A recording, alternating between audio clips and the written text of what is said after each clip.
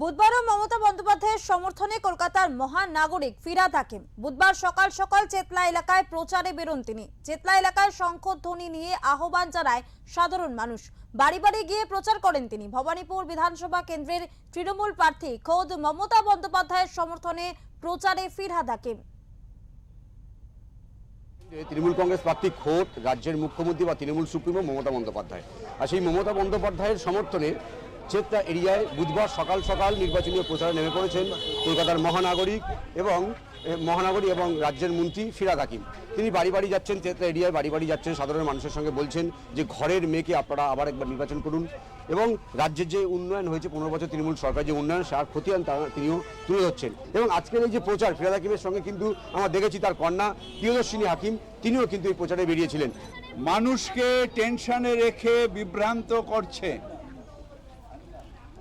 মানুষকে অসুবিধা করছে, ভারতীয় নাগরিকদের উপর অত্যাচার করছে।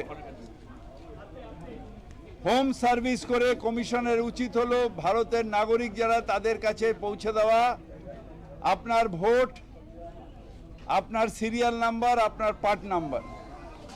সেইটা না করে নাগরিকদের উপর অত্যাচার করছে বিজেপির কথায়।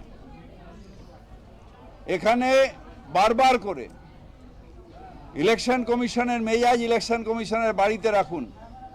আপনি সরকারি কর্মচারী, আপনার ভিমসের উপরে ভারতের নাগরিকত্ব প্রমাণ হবে না।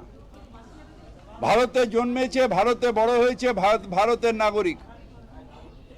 আগে ভোট দিয়েছে বা এখন 18 বছরের ঊর্ধ্বে তারা ভারতের নাগরিক। কোর্টকে বিভ্রান্ত করছে, মিথ্যা প্রতিশ্রুতি কথা কোর্টে গিয়ে বলছে পশ্চিমবঙ্গ ছাড়া কোথাও প্রবলেম নেই। লজিক্যাল ডিসক্রিমিনেন্সি পশ্চিমবঙ্গ ছাড়া কোথায় আছে? পশ্চিমবঙ্গের মানুষকে যেভাবে হ্যারাস করা হয়েছে, 200 লোক পশ্চিমবঙ্গে এই লজিক্যাল ডিসক্রিমিনেন্সি এই ইলেকশন কমিশনের অত্যাচারে মারা গেছে। কোথায় এত মানুষ সারা ভারতবর্ষে মারা গেছে? অন্যায় অত্যাচার সব সময় ধান্দা হচ্ছে কি করে ভোটকে ম্যানিপুলেট করে বিজেপিকে জেতাবো। মানুষ বলছে না, আমরা মমতা ব্যানার্জির সাথে ছিলাম, আছি, থাকব। কোন চালাকির দ্বারা মহৎ কাজ কখনো সম্পূর্ণ হয় না। যারা চালাকি করবে তারা পরে গিয়ে সেই কুয়োতে পড়বে। ইলেকশন কমিশনকে ধরে চালাকি করছেন আপনারা, ভাবছেন যে বাংলার মাটি এত সহজ নয়। মমতা ব্যানার্জি, অভিষেক ব্যানার্জি রাজপথে, আমরা দাঁড়ে দাঁড়ে, মানুষ আমাদের বিশ্বাস করে, কারণ আমরা 24x7 মানুষের পাশে থাকি। সামাজিক সুরক্ষা মমতা ব্যানার্জি দাঁড়ে দাঁড়ে পৌঁছে দিয়েছেন।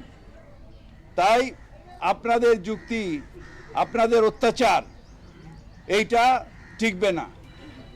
মানুষকে লাইনে রাখার অনিশ্চয়তার মধ্যে সকালে মোবাইলে দেখছে যে নাম নেই, কালকে বেরিয়ে গেছে, 24 ঘন্টার বেশি পার হয়ে গেছে, তারপরেও জানে না কে কার নাম আছে না আছে। নতুন করে অনেকের নাম আবার লজিক্যাল ডিসক্রিমিনেন্সিতে এসছে। কোর্ট কেন ধরছে না যে এই অন্যায়গুলো হচ্ছে কেন? যতটা লজিক্যাল ডিসক্রিমিনেন্সি ছিল তার হিয়ারিং হবে, তাকে কোর্ট অফিসাররা তাকে করবে, কোর্টের বিচারকরা তারটা যেটা ঠিক করবে। 60 লাখ নতুন করে লজিক্যাল ডিসক্রিমিনেন্সি দিয়ে মানুষের ওপর এই অত্যাচার কেন? কিসের জন্যে? মানুষকে আসল আতঙ্কে রাখা তোমার কাজ। তুমি মানুষের মাইনেতে, অমিত শাহর মাইনেতে নয়, মানুষের টাকার মাইনে পাচ্ছ। মানুষের বাড়ি বাড়ি গিয়ে পৌঁছে দাও কার লজিক্যাল ডিসক্রিমিনেন্সিতে, তারপর তার হিয়ারিং হবে, আর কারটা গো থ্রু হয়ে গেছে, তোমার কাজ পৌঁছে দেওয়া। নতুন নতুন ফন্দি, রোজ নতুন নতুন ফন্দি, ইয়ার্কি মারা হচ্ছে।